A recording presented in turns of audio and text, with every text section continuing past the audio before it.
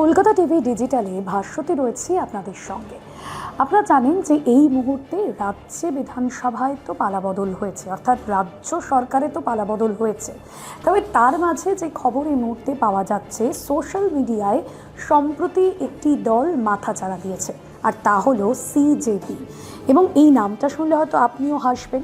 সে নামের পুরো যে মিনিং বা ফুল ফর্ম, যেটা ককরোচ জনতা পার্টি, অর্থাৎ আরশোলার সঙ্গে তুলনা করেই একটা দল গঠন করা হলো।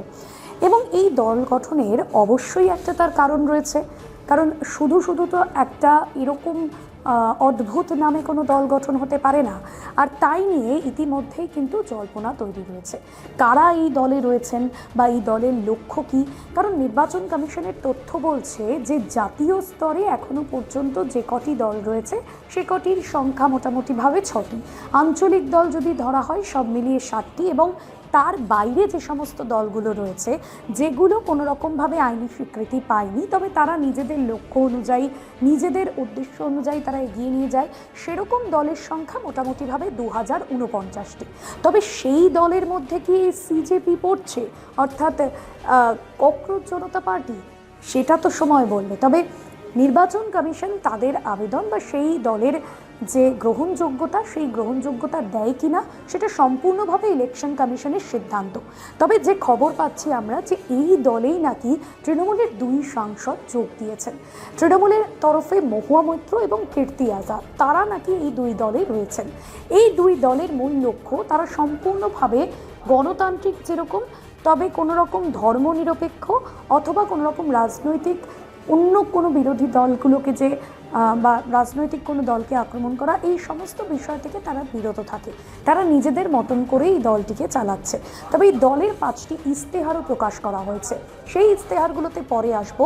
তবে কেন এরকম নামকরণ করা হয়েছে এবং কেনই বা এই দল হুট করে আনা হলো, যা সমাজ মাধ্যমে এই মুহূর্তে ভাইরাল হয়েছে এই নতুন পার্টিটি।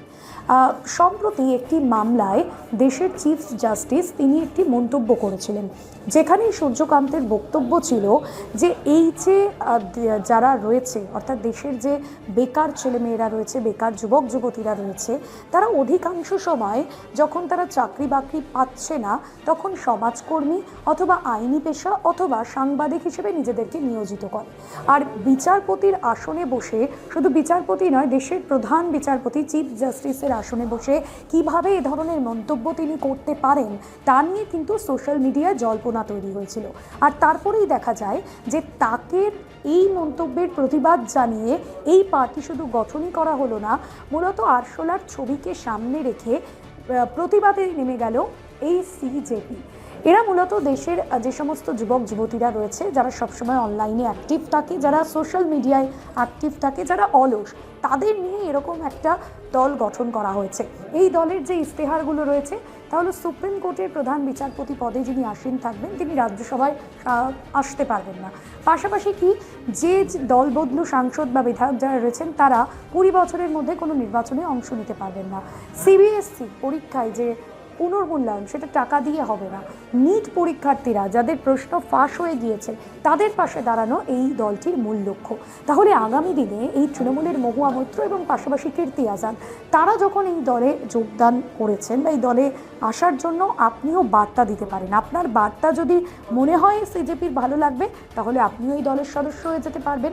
এই দলে যোগ দেওয়ার আগে মহুয়া মৈত্র তিনি একটি সমাজ মাধ্যমে পোস্ট লিখেছেন, যেখানে তিনি লিখেছেন যে আমি তো এমনি দেশদ্রোহী তকমা পেয়েছি, সিজেপি আমাকে যোদ্ধা হিসেবে তাদের দলে নিয়েছে।